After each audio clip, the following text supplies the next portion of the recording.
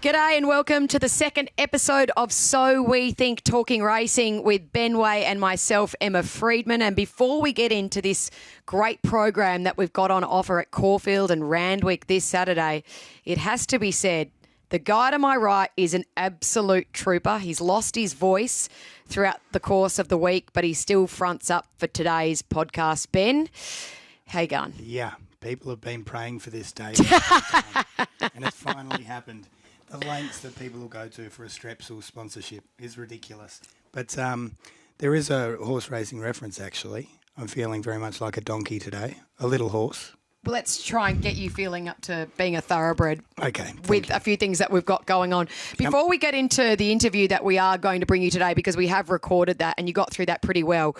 Yeah. This is what is on offer on Saturday. It's a feast for racing fans at Randwick, the Five Diamonds Prelude over the 1,500 metres for the 5-year-olds. $1 million in prize money for that event. The Big Dance Wildcard, of course, that big event, first Tuesday in November at Royal Randwick over the mile. And then the Kirkham Plate for the 2-year-olds is a fascinating contest, first race on the program as well. And then at Caulfield, well, the Caulfield Cup over the 2,400 metres, the Group 1 event that everyone wants to win, one of the big 5 events in racing, the 1,000 Guineas Prelude. Interesting that it's still at this point in time, considering the 1,000 Guineas is in about a month and a half's time. The McCafe Sprint over the 1,000 metres for Group 2 level, and then the Alingi for the fillies and mares over the 1,100 as well. Okay, so before we go any further, we did ask you to rank your top 5 Caulfield Cups. It's one of the classic events on the racing calendar. How'd you go? Well, unlike my predictions last week, and we will attempt to recap some of them a little bit later on, but I went with Viewed on top. So the way that I saw it, we can rank them however we like. Some of them had controversy, favourites scratched at the barriers, amazing finishes, protests, those sorts of things. I just went with a horse that I backed when I was desperate one day and it got up. So I remember sitting there with my mates on the parade at Norwood in South Australia, and we had about 6-7 people over for Caulfield Cup Day, and I was absolutely not gambling responsibly. I was having a bad day, and I had about $40 left, not to my name, but that I was willing to, have a throw at the stumps, 20 each way on Viewed. Brad Rawiller was probably one of the best rides in a Group 1 I've ever seen, and so that's definitely top of the tree. Admire Rakti was another punting success story, Dunedin. So really it's just a list of the ones I've backed that have won. Oh, that's good. Yeah. Well, there are some big races where that list is very short. Correct. Yeah. But you've obviously had great success in the Caulfield Cup. Yep. For me, I ranked Might and Power on top from 1997. The nature in which he did it, the 8-length victory, the first Group 1 in his absolute dominance for the next 2 years, where then he won a Melbourne Cup, Cox Plate, twice Horse of the Year. I think it was the shining light to say, hello, we've got a new star on the scene here. Yep. Then I had Mummify in 2003 for personal reasons. He was an on-speed kind of horse, and, you love that pattern, especially over staying trips. Can they stay in the front from go to woe? Northerly 2002 ranked 3rd for me. Hard to be a 2-time Cox Plate winner and then be a Caulfield Cup winner as well. Yeah, true. Also had to carry that top weight of 58 kilos, tough on-speed effort yet again. Viewed for me as well. I mean, part of the reason for Bart too. Yeah. A winner of 7 Caulfield Cups. And then Incentivise.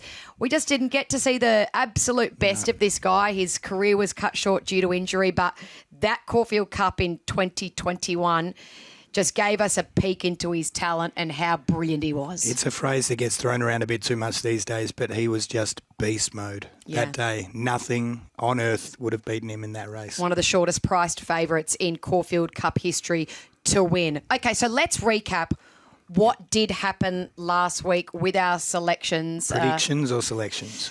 Okay, let's go with predictions first. Okay, so your prediction was? That, hang on, visiting jockeys will ride more winners than the Sydney regulars. Unfortunately for you, it didn't quite come off, but you got close because a number of interstate and international jockeys were in the placings. So 8 of them placed. But I beg to differ. Zach Lloyd, born in Durban. Oh, please. Karen McAvoy, South Australia. No. Regan Bayliss, Queensland-born, Victorian raised. No, goodbye. James McDonald, New Zealand. No, see ya. That's it. So tick. Oh. So yours, hang on, what was yours? Mine was that Royal Randwick would be rocking with the biggest crowd ever. Right.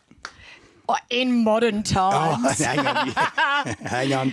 You didn't mention in modern times. There was no reference to Everest. So our producers... Hang on, yours was Sydney-based. I know. Oh, so you're out too. Oh, mine's horrific. Yeah, correct. I'm accepting mine was a loss. That's only... I needed to put in modern times. I will agree with you on that because back in the 40s, you could pack over 90,000 people into Randwick. But now, of course, with the beautiful wink stand and all the new facilities, having said that, next year, the idea of possibly using the infield with marquees and car parks and stuff, if they get that up for Everest Day, how unbelievable will it be? Well, it's a matter of people scrambling for tickets at the moment. So if we can make it accessible to more, that'll be great. And I will say, even though I'm nitpicking, it was a record Everest crowd. Yeah. It was a huge crowd. We loved it. The vibe was fantastic. So it's building every year. In terms of tips, I stank. Worse, my voice is better than my tipping. Oh. So Yellow Brick, horrific. Horrid. Stone Cold Steve Austin. Uncommon James. Nails Murphy was my value play, did place. Yeah. So that's a win. Something for the battlers. Yep. That's one to follow. I wish I win. Unlucky that draw didn't help him. Buckaroo, rubbish. Absolutely. Stepardi. Yeah. So on speed at Caulfield wins the Guineas for Griff. Brilliant effort by Ben Mellum there. I had a bit of success with Fangirl winning the King Charles III. She was brilliant. You can tell in the yard she was on that day. And I'd had reports from the camp that she was ready to fire one, and she did. She was a rocket. So that was a win for me. And then Arctic Glamour winning the Reginald Allen as well. She is a filly with plenty of promise, and she plummeted in the market for the 1,000 guineas. I think she was $11 for the 1,000 guineas Saturday morning, and she got into $4.50 by Saturday afternoon. But there is a horse going around on Saturday at Randwick who might have her measure in commemorative. Well, she could step straight over the top of Arctic Glamour. She's that big. She's a big giant. So I can't wait to see her back. But she's short on the weekend, and the 1,000 guineas is over considerably further. So there's a possibility you could get beaten, just run on Saturday and then take it out. But commemorative, I'm pretty keen later on. Hey, just on this voice, if this stays around forever, clearly my your days are over. Racing presenting days are over. Yeah. So what are my other employment opportunities? I'm kind of thinking... You want to work with the stewards? Like murder mystery. Oh, right. Oh, you want to use the voice? Something like a, Do you want to work in a call centre? That's not the first person to go missing in these woods. Oh, that's very good. A bit John Jarrett. Yeah. Terrifying. There's the obvious path. There's the... Yeah, the phone call path. The porn, yeah. Oh, thank you, yeah. Yeah. So as I run my hand up... Okay, let's just reset... And I've got options. Bring in a special guest to talk about the Caulfield Cup. Yeah. He's a man who's won 4 Caulfield Cups, trained over 4,000 career winners, and he also happens to be my father. Oh, interesting. Yeah. Okay. Thank you, Luke. I can't wait to have a chat to him. To be honest, it's an honour and a privilege. Welcome. And I need to see the source of this. Well, I think I throw more to the dam, but definitely to the sire in terms of my love of racing. Welcome, Lee. Hello, Em. How are you? And Ben, how are you? Hello to you. As I said, it's so good to have you on the show, and I feel as though this is the perfect week for it too. Yeah, the Caulfield Cup has been a race that has been very, very kind to you, having won 4 throughout your training career so far. Won't put a stop to it just yet. There might be one more still in the old boy yet. But we wanted you to rank your best Caulfield Cup winners because there are some absolute champs in the ones that you have trained. Yes. I'm just got to remember what I told you. It's going well already. It wasn't. Well, I'd rank Mummify number 1 because he did it fairly hard because he had a very soft. He had a blocked in run in the Turnbull, and never really got any benefit out of the Turnbull. So I decided to run him again in the Lumber the following week, and ran him 3 weeks in a row. So he went 3rd week in a row into the Caulfield Cup, which I considered he was fit then. And Danny Nikolic led all the way on the horse. So he's one of the few horses that I know of in my life in racing that's led all the way in the Caulfield Cup and won. I think it's been done since. Northerly did it before, maybe. Elvstroem, perhaps. Yeah. Elvstroem, perhaps. But he's one of the few that's been able to lead all the way and win. And no, I thought that was probably our best. Our second was probably Paris Lane because he'd had a very good winter up here in Queensland, and then he had a very good lead in to the Caulfield Cup via the Turnbull, I think, again. But the morning of the race, it stood on a nail and ran a shoeing nail right up into his hoof. So fortunately, it bled. Those things need to bleed out so that you don't. You're in trouble if they don't bleed out. So he bled out, and I had a wonderful farrier at the time, a guy called Dick Bell, which you might remember. Remember old Dick Bell, Emma? Probably you were too young. You're probably a bit young. Typical farrier, 30 or 40 kilos overweight and bent over like a hat pin, most of the time. They spend their life underneath horses and they all end up with bad backs. So he said, I'll fix that up. We used, the first time I've used it ever since, is electric soda, which is what they called washing soda in the old days. They used to wash clothes in it. So, but it apparently had wonderful drawing power. So we bathed him in this and got him pretty good, feeling pretty good. And because it was very recent and infection hadn't set in or any real bruising, we got away with it. But he was a bit proppy the next morning just on that foot. Doremus was thrown in? Yeah, he was thrown into the weights. I think he had 52 kilos, which for a horse of his ability was very, very good. And it allowed him to get the full penalty for the Melbourne Cup and still go on and win the Melbourne Cup, which very few have completed the double. That's probably in single figures that have, in recent times, completed the double. And then, of course, Mannerism she's probably a bit lucky that Shane went walkabout on the favourite in that race. I saw a very funny skit by Dr. Turf the other day over in the Caulfield railway station, which is outside the track, and he reckoned the horse actually ran through there and out of turnstile and back onto the track.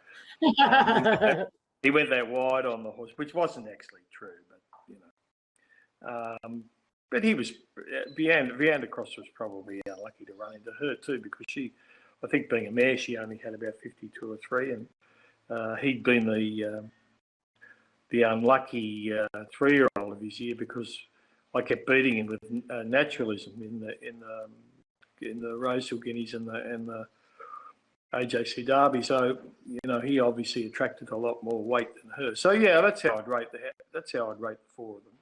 I think Mackaybe's second was only a second, but I thought that was nearly as good as any of the winners behind Elvstroem, because he had it very easy all the way, and she had to make a long run and just got beaten in the nose. And I'd only had her for 3 runs, so I didn't know an enormous amount about it. But I referenced David Hall after the race. He said, she'll be right for the Melbourne Cup now. You won't have to run her again. And he was right. We just kept the work up to it. But anyway, that was a beaten effort. But yeah, that's how I rate the 4 winners anyway. What do you need to win a Caulfield Cup in modern times? How do you assess, I guess, how the race has changed over the last, 20 or 30 years, and what a trainer would be looking for in this day and age to win it? Yeah, that's a good question. I don't know that it has changed an awful lot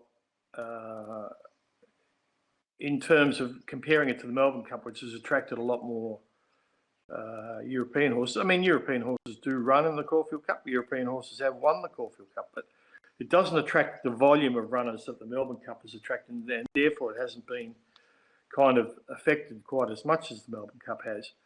And that said, Caulfield's quite a difficult, even since the reconstruction and the canter's been changed, Caulfield's quite a difficult track, and a lot of horses don't handle it really well at their first start.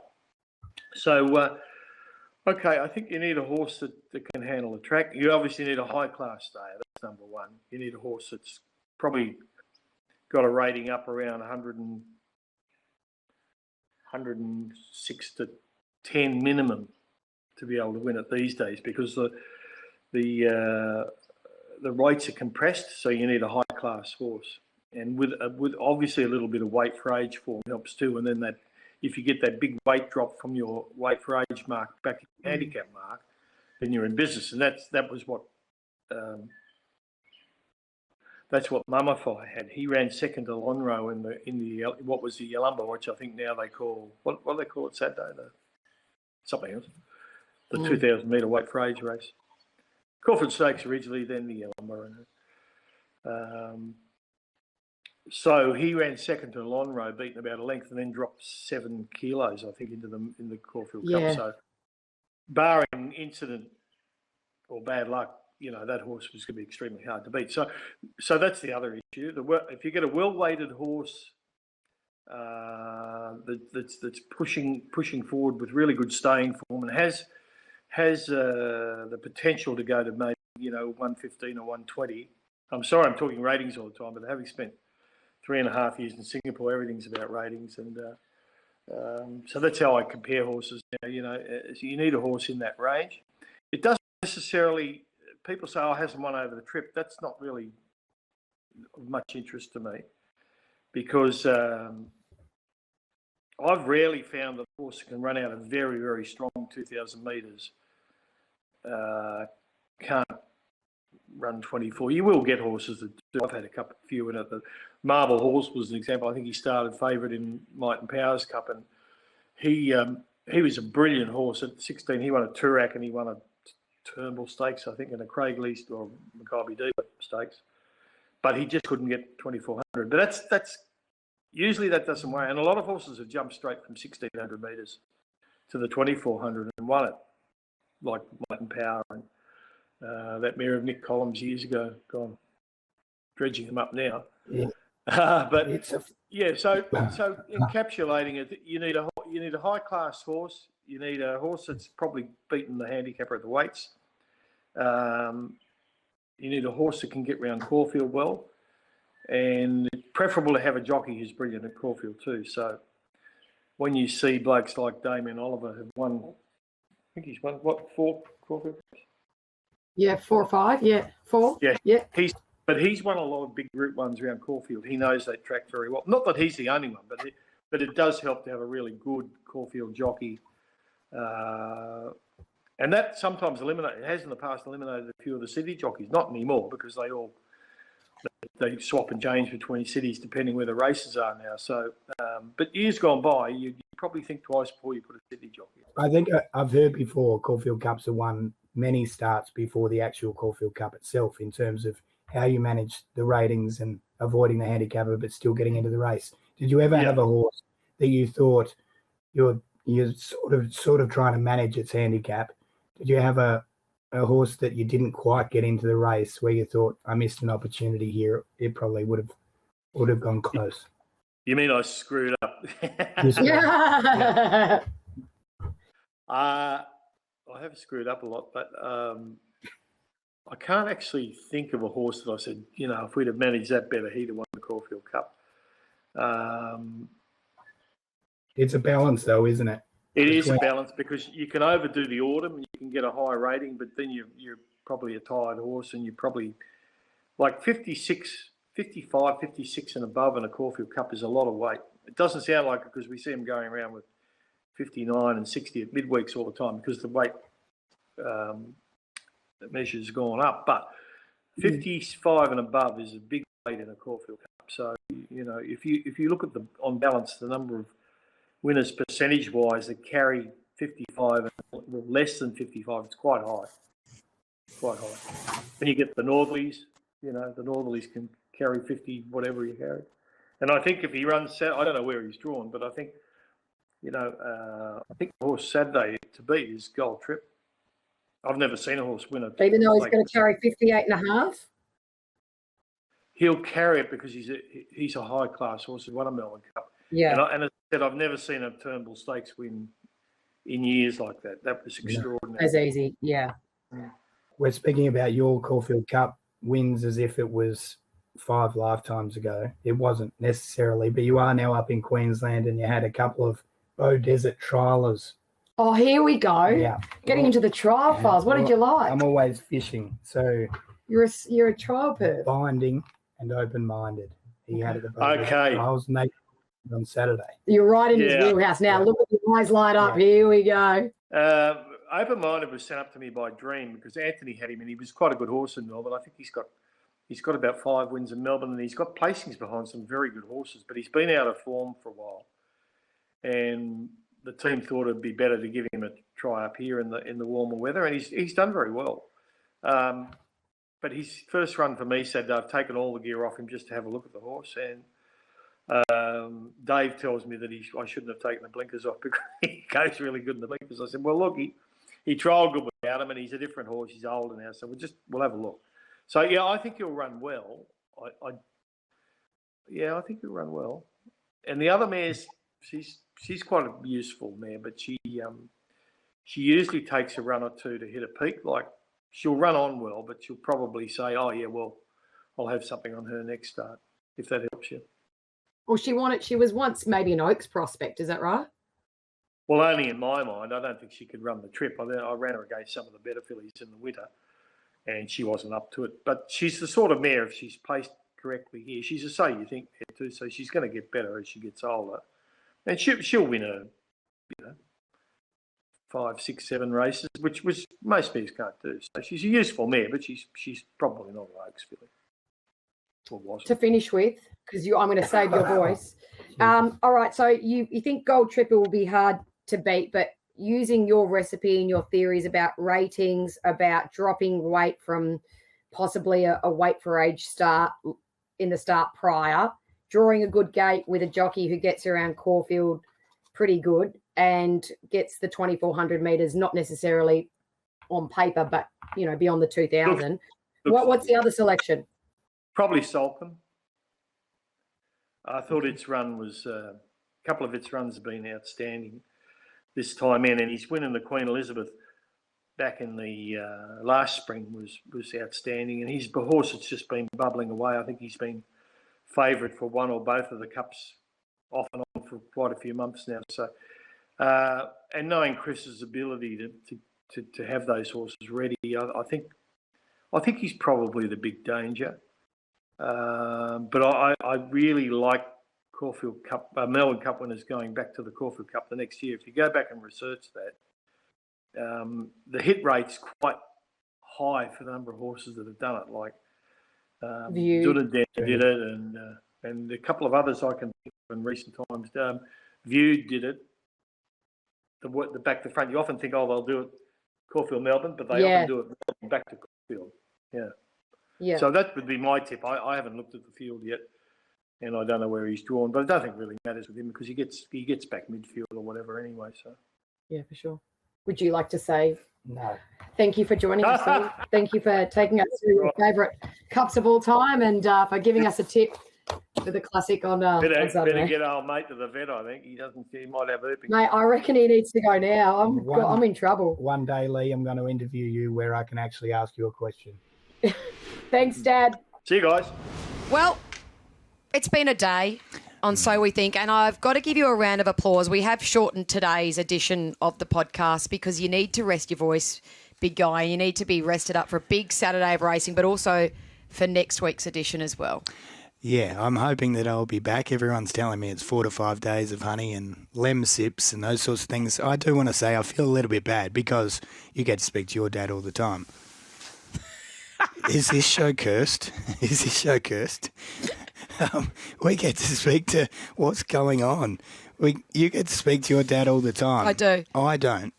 And I had an opportunity today to sit down and talk to a Caulfield Cup legend and couldn't spit a sentence out. So apologies to those listening and to Lee. It was a bit of a shame. But that said, you got enough there that I think a lot of our listeners will have taken a bit out of it. And we still have enough voice, just enough to get selections out for this week. Okay, so Lee thought that Gold Trip would be very hard to beat with Salcombe, the obvious danger, even though Gold Trip has to carry that mammoth weight of 58.5 kilos.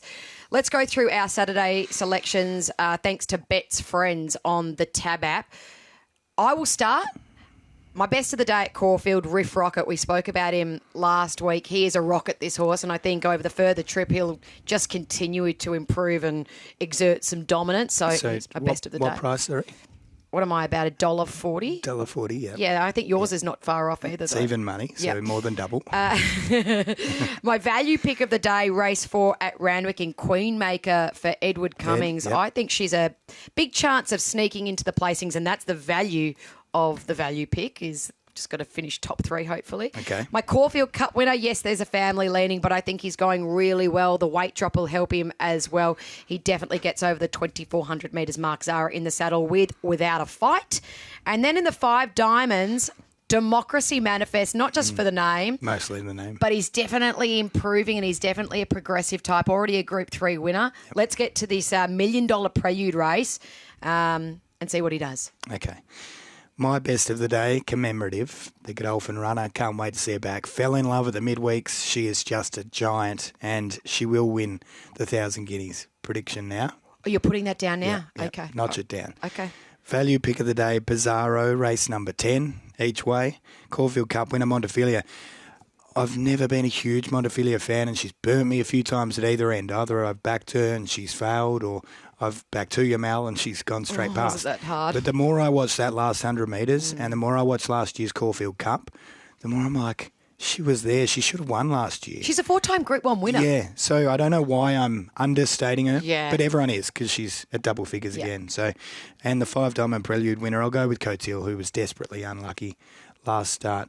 We're not going to go into them in detail, but in terms of predictions, I think that Zach Lloyd and Tommy Berry are going to have monster days, and you're keen on one trainer in the highway. Oh, Matt Dunn, he's just an absolute superstar when it comes to the highways. He's got 2 runners and I think they can both run well. So a done deal there for him to continue his dominance. Ever since he's moved up to Murwillumbah and floated those horses down each week, his strike rate is off the charts. But you're right about Zach and Tommy with some of the big guns down in Melbourne or Nash out of action for the next couple of weeks due to suspension. They've got a huge opportunity to get a number of winners on Saturday at Randwick. Well, Zach's got 2 at even money for Godolphin. I think Tommy's on 3 or 4 favourites there, and Brett Preble has a couple of nice rides too. So I think it'll be those guys, and certainly they're not second tier. They're guns in their own right, but with a couple of big names out, that helps. Well, you're a trooper.